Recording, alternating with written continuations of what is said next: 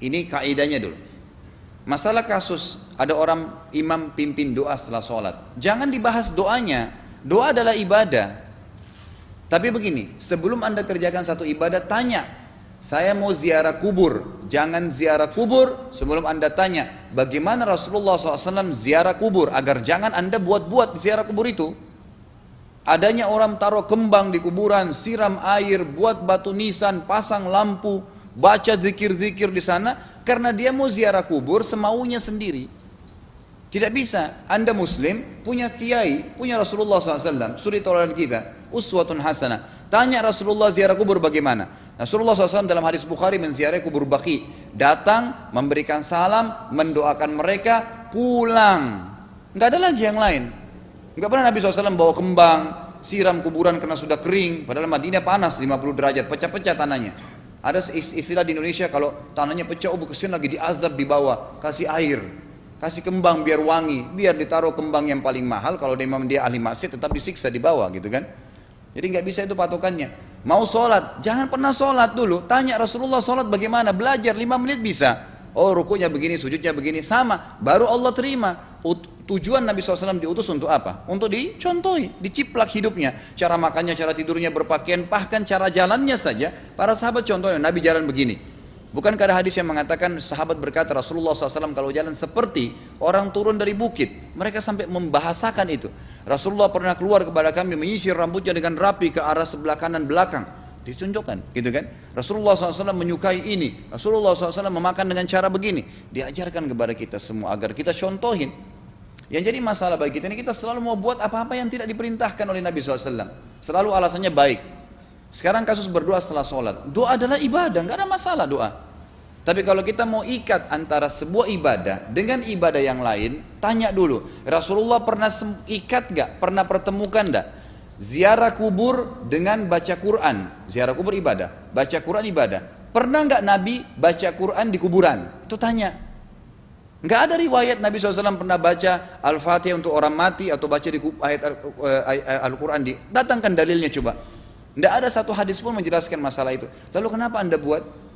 Oh karena saya mau buat ibadah. Baik, ibadah yang Nabi ajarin. Salam, doain, selesai. Jangan lebih daripada itu. Masa anda lebih pintar dari Nabi Muhammad SAW?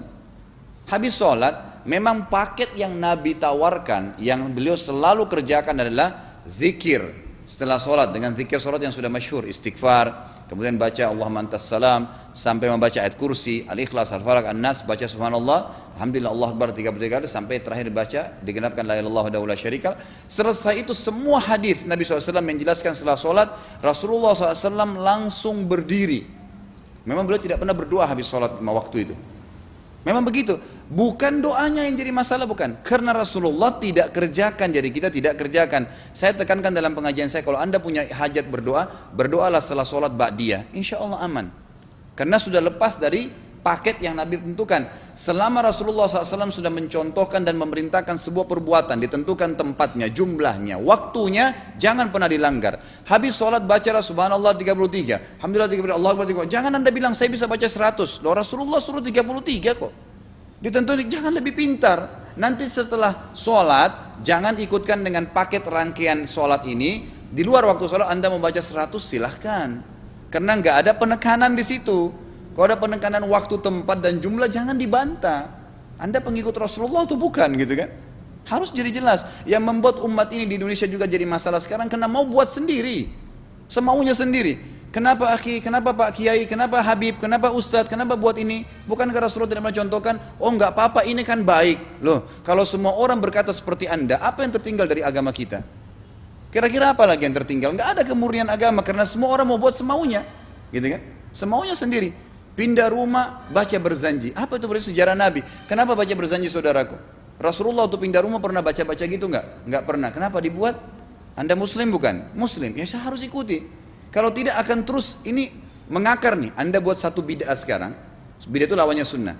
Anak anda akan buat 10 bid'ah. Cucunya akan buat 100 bid'ah. Akan banyak bid'ah merakar di masyarakat. Dan agama akan ditinggalkan. Kemurnian sunnah akan hilang gitu kan. Dan ini bahaya. Ingat, Nabi SAW mengatakan kepada kita dengan hadis yang sangat jelas. Hadis sahih riwayat Imam Ahmad bunyinya begini. Semoga Allah merahmati umatku yang menukil dariku seperti apa yang aku ajarkan atau sebutkan. Sampai ulama hadis mengatakan Nabi ucapin habis sholat astagfirullah, maka sahabat tidak ada berani menambah azim. Enggak ada sahabat yang bilang astagfirullah azim habis sholat, enggak ada. Astagfirullah saja karena Nabi ucapin itu, mereka mengakui tidak lebih pintar daripada Nabi SAW. Kenapa kita harus tambah astagfirullahaladzim wali walidayya wali muslimin, panjang? Dari mana ini semua? Ditambah-tambah, diembel-embelin, kenapa? Akhirnya keluar dari ajaran Nabi Muhammad SAW. Ini masalah gitu kan? Kenapa harus dilakukan? Peringatan maulid Nabi sudah sering saya ingatkan. Anda tanya semua yang buat maulid, kapan maulid itu sejarahnya ada? Semua buku sejarah menjelaskan tahun 230 Hijriah. Nabi meninggal tahun berapa? 11 Hijriah. Gitu kan? 11 Hijriah. Lalu kenapa harus ada dilakukan? Dan dari mana sejarahnya? Yang membuat pertama adalah orang-orang Syiah. Sejarahnya jelas dari Fatimiyah. Semua buku sejarah sepakat mengatakan bahwasanya maulid munculnya di zaman Fatimiyah. Dinasti Fatimiyah, orang-orang Syiah di Mesir, gitu kan? Dan mereka punya 6 macam maulid yang sampai hari ini masih dikerjakan di Iran. Ada maulid Nabi SAW, Hasan, Husain, Ali, Fatimah, dan raja mereka. Sampai hari ini masih ada. Kenapa orang-orang waktu baca maulid, baca salawat sambil berdiri pegang tangannya taruh di dada?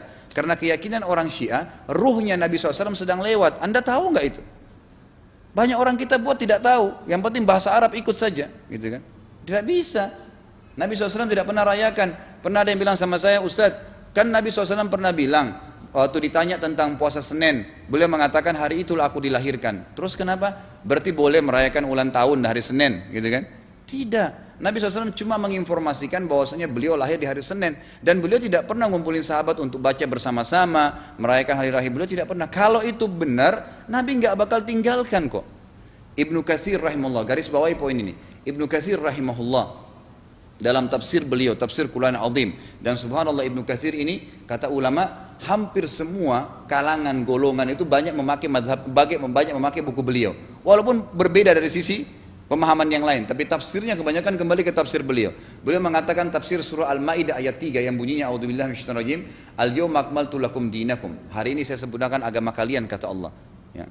Wa atmamtu alaikum nikmati, saya sempurnakan nikmatku pada kalian, artinya tidak butuh yang lain. Wa raditu lakumul islam madina, saya ridho Islam sebagai agama kalian. Kata beliau, ayat ini turun menandakan dan memastikan bahwasanya Nabi Muhammad SAW tidak meninggal dunia kecuali sudah mengajarkan semuanya, yang hitam, yang putih, yang gelap, yang terang, yang susah, yang mudah, ya, semua dijelaskan.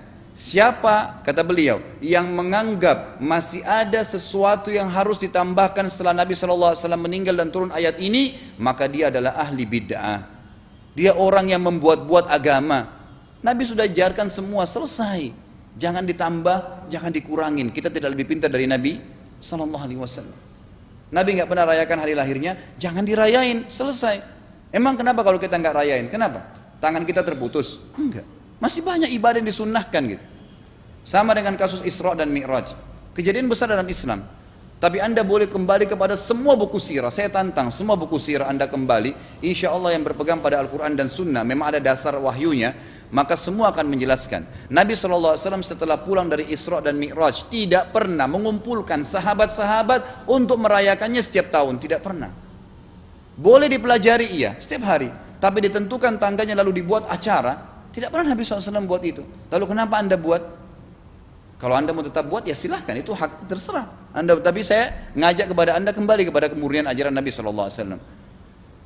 Kita tidak akan pernah kembali, kata Syekh Utsaimin rahimahullah, umat Islam ini akan kembali kepada kejayaan mereka kalau mereka betul-betul kembali kepada ajaran Rasul mereka Muhammad SAW. Murnikan ajaran Nabi yang jalankan seperti yang beliau ajarkan, selesai, akan aman. Pasti akan kembali kejayaannya. Kita nggak bisa saling menghardik, saling menyalahkan yayasan ini, organisasi ini, kelompok ini, karena masing-masing mau beristidlal sendiri, mau menjalankan sendiri hukum-hukum agama ini, bukan mengikuti sunnah Nabi SAW. Jemaah haji kita, jemaah umrah, datang ke Mekah, tur dalam kota Mekah, naik ke gunung untuk lihat Gua Hira. Kenapa naik ke Gua Hira? Oh, Rasulullah pernah di sini. Baik, saya jelaskan. Nabi Muhammad SAW ke Gua Hira sebelum turunnya wahyu. Dan beliau terakhir sekali di Gua Hira pada saat menerima Iqra bismi rabbikal ladzi khalaq. Itu saja. Setelah kejadian itu, Beliau turun dari Gua Hira, dari waktu itu sampai meninggal, Nabi SAW tidak pernah ke Gua Hira lagi dan tidak pernah suruh sahabatnya ke Gua Hira. Kenapa anda ke Gua Hira? Sampai naik 3 jam ada yang jatuh mati. Karena jahil, tidak tahu pemahaman agamanya. Nggak bisa begitu. Cukup dikenang iya. Kecuali Nabi SAW suruh, datangilah Gua Hira. Ya silahkan. Gitu kan? Kalau enggak, kan begitu. Masalah Isra Mi'raj saudaraku kejadian besar. Ambil ibrahnya, yang penting ilmunya. Oh salat 5 waktu, kejadiannya pernah gini. Ada kebesaran Allah, ambil pelajarannya iya. Yang Nabi tidak contohin maka jangan dikerjakan. Hanya itu saja. Zikir bersama, di sini ditanyakan juga zikir bersama. Nabi SAW disebutkan dalam hadis Bukhari, kalau berzikir habis sholat, beliau membaca zikir tertentu, sahabat baca zikir tertentu, sahabat baca zikir tertentu. Jadi Nabi SAW tidak pernah paksain. Enggak pernah Nabi misalnya baca ayat kursi, harus semua sahabatnya ikut ayat kursi, enggak. Nabi SAW baca ayat kursi, si fulan baca al-ikhlas, si fulan baca subhanallah, masing-masing.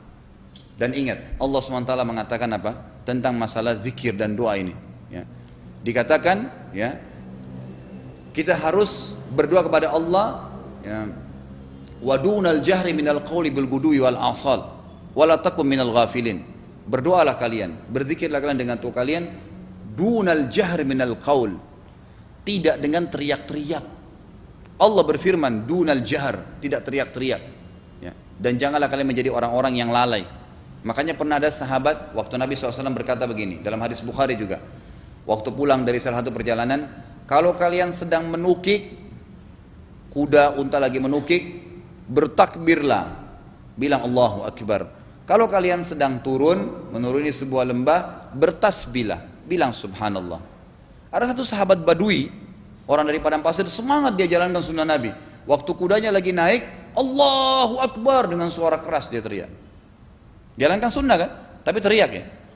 Apa yang terjadi? Nabi SAW panggil, dia ditepuk pundaknya, Nabi mengatakan, pelankan suaramu.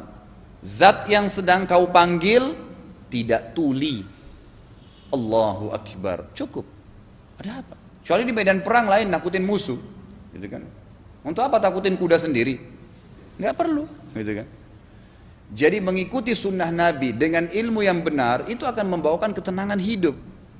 Yang buat kacau kita ini jadi kacau karena mau membumbu-bumbui macam-macam ditambah-tambah.